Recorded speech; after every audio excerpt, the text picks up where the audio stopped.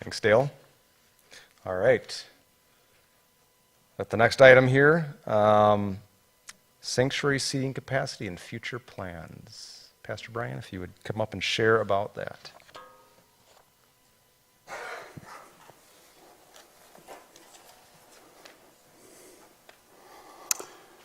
All right, thanks. Nice segue, Dale. Not about the application part, but growing attendance. God is entrusting people to us, for which we are grateful. As I just try to take a quick look at just some of our record keeping over the last year and a half, I can't list off all these names of people, but just to try to give you some picture here. Joyce Steinmetz moved from LaForge to Pine Glen Apartments, was looking for a place of worship and joined us here. Julie Shen moved up from the Chicago suburbs. Young woman in her 30s, I believe, both joined the church this past January. Clara McKenzie did a gap year at Expeditions, was invited by the Vosses to come and serve in Awana and began attending on Sunday mornings with us. Robin Stratford, also on staff at Expeditions. Again, these two women in their, we guess in their 20s, also served in Awana. She drug her sister along with her, and I understand her brother's going to come do a gap year this next year. So grateful for people of that nature. People are driving from a ways. Ben and Sydney Wishman are coming down from Baraboo. Nick and Marissa Moxon are coming over from Plain. Wyatt and Beth Clemenson are coming from the far side of Merrimack, almost toward Portage. So singles, couples, all those three couples have young children, hence the expansion of our nursery here lately and the need for some additional caregivers and facility there. So singles, couples, families, young, middle-aged, elderly, that God is entrusting to us. And we just want to prove faithful and have a seat for them, be able to come in and sit together. And so that has been a topic that elders have wrestled with over the years, but earnestly in recent months as we've looked at some options. We recognize there are some things that we can do to fit more people in here. Okay, I would guess we have about 340 chairs set up in the room right now, 330, 340. We can max out probably around 350, 55 if we start putting people, in the video booth there as well. We're going to max out at some point. We can ask people to, hey, could you, before you sit down after the song today, would you just look and if you can move toward the center and vacate some seats toward the edge, that would really help ushers as they're trying to help people get seated. We could, if we absolutely had to, and we could figure out a way that children's ministry could accommodate it, maybe instead of children coming and sitting and the first part of the service, they go immediately to their class. And if we free up 25 seats from those children that exit, that might buy us some additional time. That puts a heavy burden on children's ministry that we'd have to weigh and have to work through. But those are some options that we've had to think through. We've got an overflow room here in 103 that is not being consistently, there's very few people that are utilizing it. That may need to become something that we're using more consistently. There are options. But at some point, if God continues to entrust people to us, we're going to have to wrestle with, do we start a second service? And so elders are at least having those conversations. And what would that entail? And what would that look like? And trying to think through details. And we expanded that in the last month out to ministry leaders, those that are stakeholders on Sunday mornings, and asking them. And I've no doubt missed somebody. And so, come talk to me. Let's have those conversations. But have started reaching out to children's ministry and worship ministry and others to ask for input, and drawing a scheme out on a whiteboard or a piece of paper and thinking those things through. Every one of those conversations has resulted in some fresh ideas and new angles. And what if we did that? Oh, that's good. Get that written down. Let's capture that. And that tweaks the project. What we're doing tonight is expanding the conversation to another level and inviting input from you as a congregation. And I'm not saying we're going to do this in September or January, or that we're definitely going to do it. We may look very different than what I'm going to draw up on a board here in a few moments, but the goal is to start this conversation and start us thinking about it and gathering those other tweaks and ideas as you process, how would this impact our family? Oh, wow, that means I'm going to have to choose. I'm going to have to make a choice along those lines. As we think about a second service, there are several, I forget what term I used here. Let's see if I put it up there. Ministry dynamics that we're trying to keep in mind and balance and recognize that sometimes there's this give and take between them as we think about adding a second service. Obviously, what I've just talked about is having immediate seating for guests. One of the strengths of this congregation is the generations being blended together. One of the things we don't want as we start a second service is to separate those generations, where everybody over 50 is going to 1 hour and everybody under 50 is going to another, right? So we that has been a value. That's something we've appreciated. It's something we benefited from.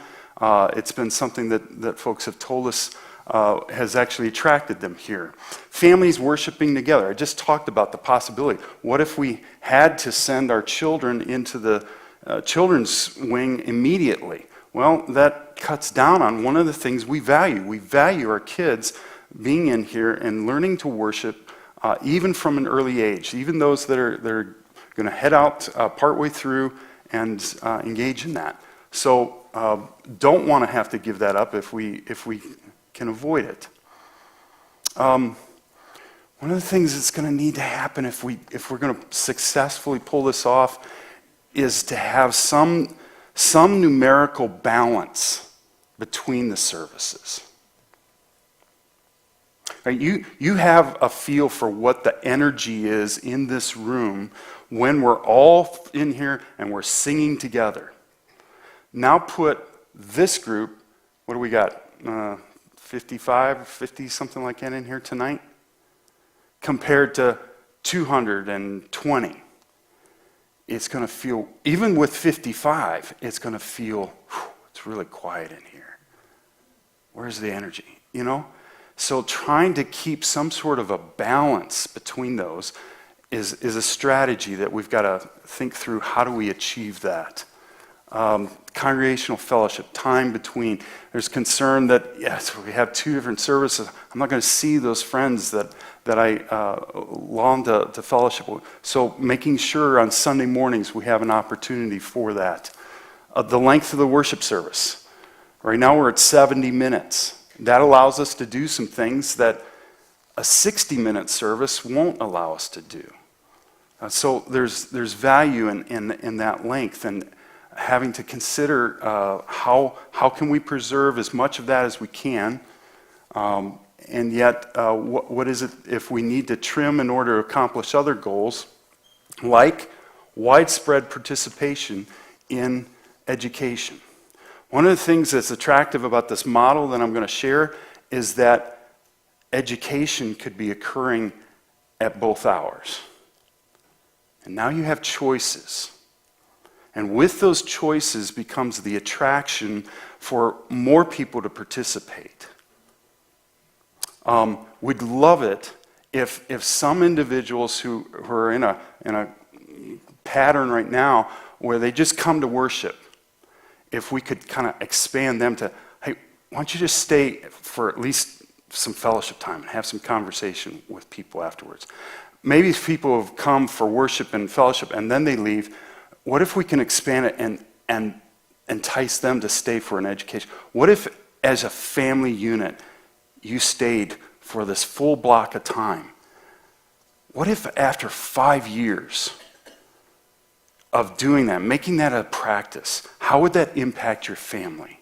How would there be growth? How would there be spiritual maturity? What would you have learned over that time that just attending worship wouldn't have happened? So what we're thinking about is how can we use this move to stretch people into something more?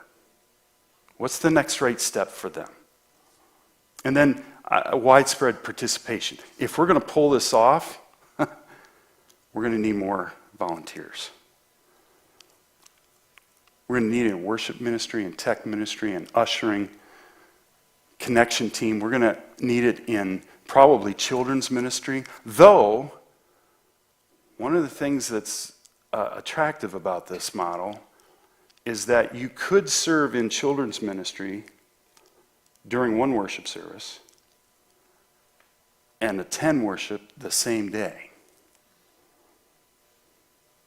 And so where we've got a rotation now of people that are in the nursery, I'm not sure what that is, 6 weeks, 8 weeks. Maybe some of those individuals might say, if I can go to worship the same day that I'm serving in nursery, I'll do this twice a month. I'll do this 4 times a month. Sign me up for the next 9 months. I'm fine. I love babies. If I can go to worship the same Sunday, I can serve in lots of those slots. That may actually free up some of those individuals to step into other roles. So, that's some of what we've been contemplating, what we've been looking at. Let me just try to sketch this out for you.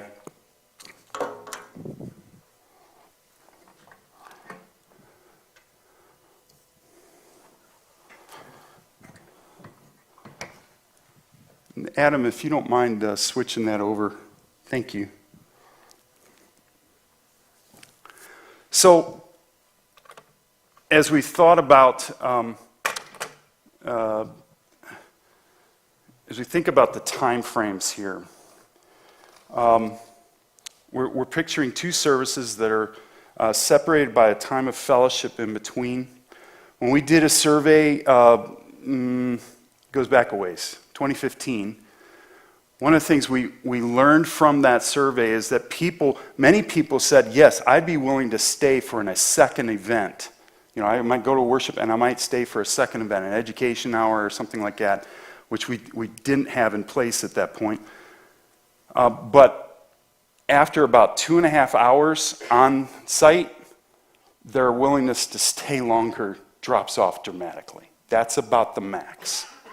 And so what we've begun thinking about is, as outer time frames, is maybe starting at 9 and concluding the morning at 11:30. Because of that concern for the need for fellowship and crossing over, we've thought about enlarging that from a 20-minute block to a 30-minute block. And if that were the way we were to go, okay, hear me, I'm not telling you this is the way we're doing it, okay? I'm just drawing on the board. We can wipe it off just as fast as I wrote it on there. But I'm just trying to give you a picture. If we were to trim these to an hour-long service, it would give a 30-minute block of fellowship in between and still be in that 2.5-hour window of time on campus. If we're trying to move people who are accustomed to only coming here to coming here. The longer I make those services, the less inclined individuals who are not made that step yet are going to be to make that step. And so we're trying to keep that tight. That was one idea that's been talked about. Obviously, in the sanctuary, we'd have worship going on during both of these time frames.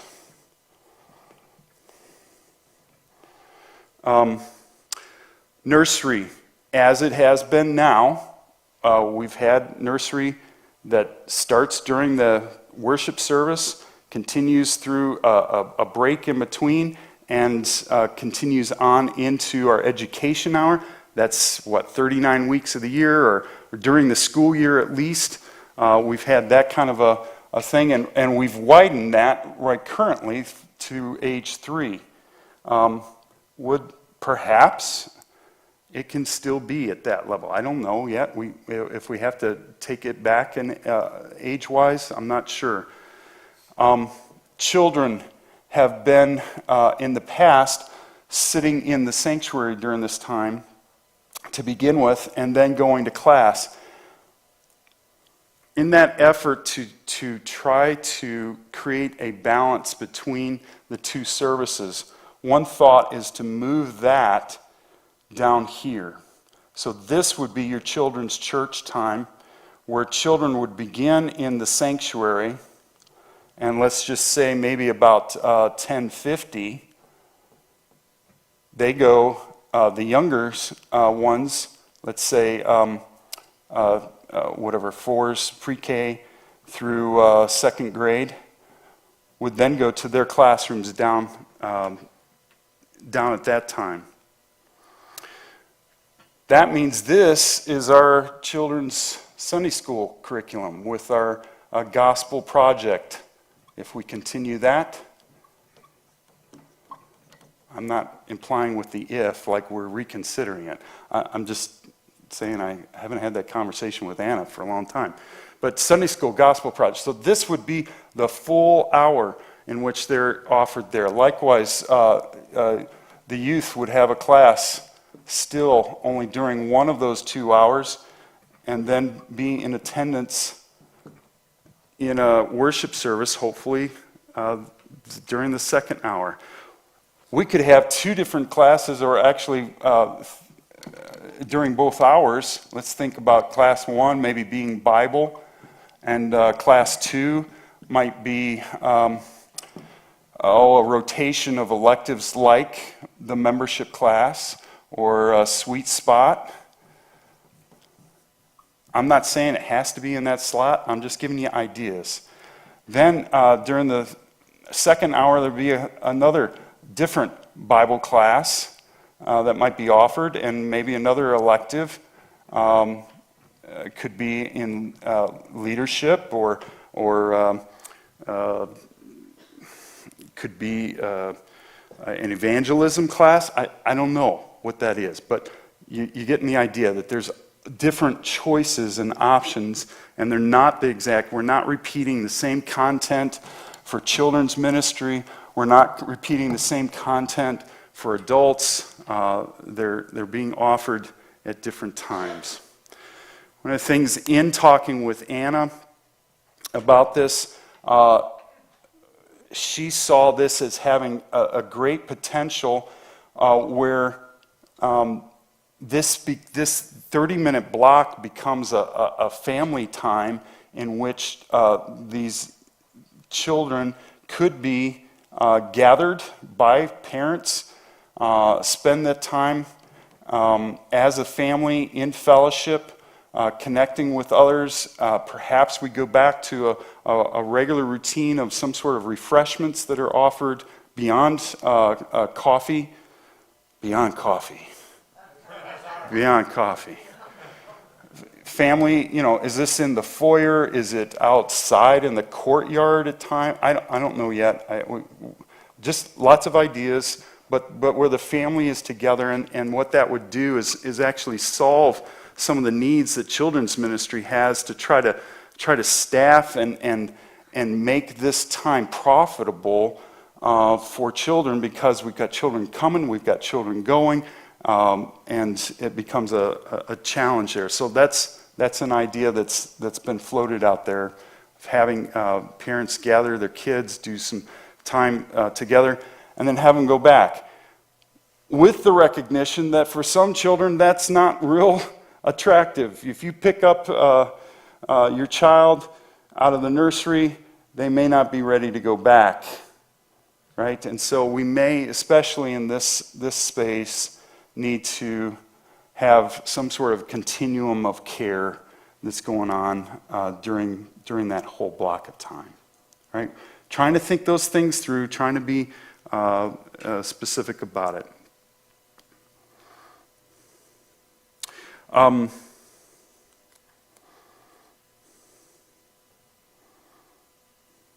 What that does,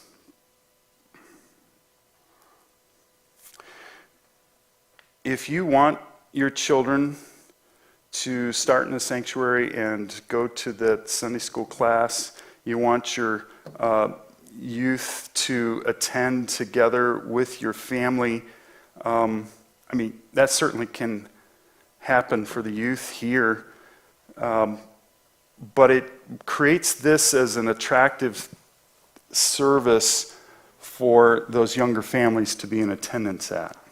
Recognizing not every family is going to do that. Not every young family is going to do that. Most of them are accustomed to coming at 9 and leaving, and some will continue to do that. And so we anticipate that that's how we're going to continue to have a generational mix in this hour, even as we try to make this attractive enough to woo some younger families out of that block. Because if we don't woo anybody out of this spot, and we still have 260, 270 people sitting in here, and only 30 coming to this service, it's not going to work.